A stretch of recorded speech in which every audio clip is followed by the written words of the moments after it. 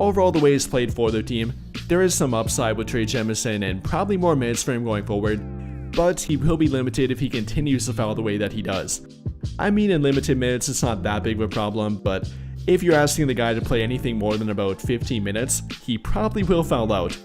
With their team thus far, the guy's been averaging about 9 fouls per 36 minutes, and that's a lot of fouls in a short amount of time. Not to mention the flagrant fouls, a technical foul along the way. The guy's very aggressive and I like that, but a little bit too aggressive at times and a little bit too physically imposing. So from that standpoint, is limited, not only in regard to fouls, but definitely matchup limited, so gotta factor that in with him too. But again, he may have overtaken Alex Len, whether that be temporarily or semi-permanently, I'm not entirely sure. Maybe it was a one-time matchup thing to simply evaluate a different option, but for one game at least, he did overtake Alex Len. And well, that would be one option for them, albeit not a permanent one, unless they would elevate him to a standard contract, which would first involve them waiving somebody, whether that be Cam Reddish, Shake Milton, whoever it might be. They would have to waive somebody first, then sign Trey Jemison to not only elevate him to their 15-man roster, but then make him postseason eligible as well. So until that happens, or if that would happen, he can't truly be a permanent option for their team, as they can't rely on him to be in the rotation come postseason. And well, with that being said, they will have to look at a different option if they don't go that route, then simply might want to evaluate a different option as well, which might not be a bad idea in my opinion. Whether you're talking about Christian Koloko, we've talked about him plenty, so I'll actually skip that one today.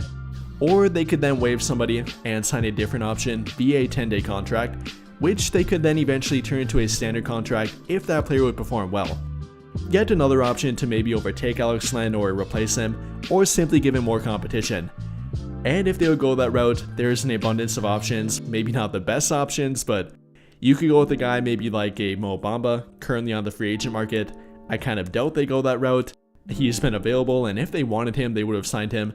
They could have taken him over Alex Len, so they probably don't go that route.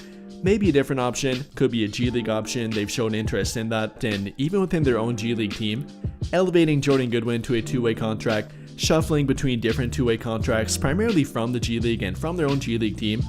And if they would want to go the G League route, a guy that I mentioned a couple of times now and wouldn't be a terrible option for a 10-day contract, could be a guy like Jamarian Sharp. Again, I've talked about him, so I'll briefly go through it.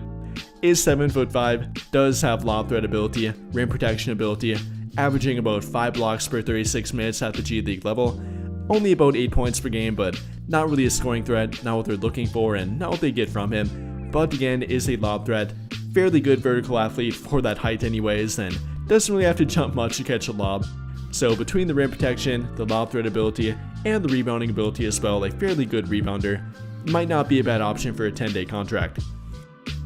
That's only one example though. You could point to a different G League option or currently on the open market, but apart from that, I think they're waiting for the buyout market. That's why they have not made another move yet, despite them being able to.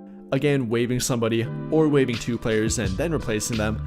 I think they're waiting for the buyout market. They have no reason not to. Obviously, no one's ever guaranteed to be bought out, but they're waiting up until that final moment, which does happen to be March 1st. That happens to be the playoff eligibility deadline, meaning guys that are waived by another team, they have to be waived by that point in order to sign with a different team and still be playoff eligible. So maybe a guy like Chris Boucher, definitely a long shot, but he might be a buyout candidate, is under an expiring contract, is 32 years old, and currently on a rebuilding team with Toronto. So maybe he could get bought out. I'd love that option for them. Maybe isn't the true center that you're looking for, but could give them more center depth, and power forward center hybrid depth, could play at both. Is a good 3-point shooter, a solid rim protector, a switchable defender, and overall a versatile power forward center hybrid, so I definitely would be interested if he would get bought out. Which, don't get me wrong, I don't find very likely, but obviously would be great. But with that being said, what do you guys think? How do you feel about their center rotation and what they should do with Alex Len within it? Should they replace him temporarily, permanently, waive him, keep him, or what should they do with him? Let me know your thoughts in the comments down below. But I think that'll pretty much do it for this one, and if you enjoyed the video, then I'll greatly appreciate it if you dropped a like, subscribe to the channel if you have not already, and hit that notification bell to never miss out when I upload a video. But as always, thank you for watching and have a great day or night.